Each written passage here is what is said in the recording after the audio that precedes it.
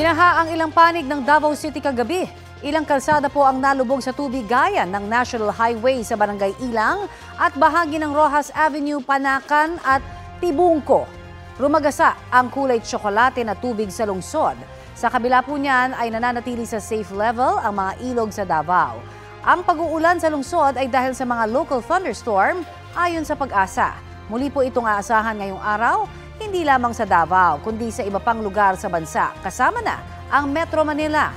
Ang Zambales, Bataan at Palawan naman ay uulanin din dahil po sa hanging habagat.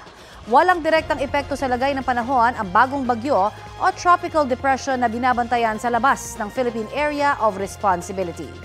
Yan yung low pressure area na namataan po kahapon malapit dyan sa Central Luzon.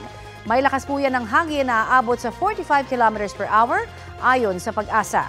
Kung sakaling lumakas, posible po nitong hilahin ang hanging habagat palayo ng bansa. Kaya maaaring pansamantalang maging mainit ang panahon sa mga susunod na araw.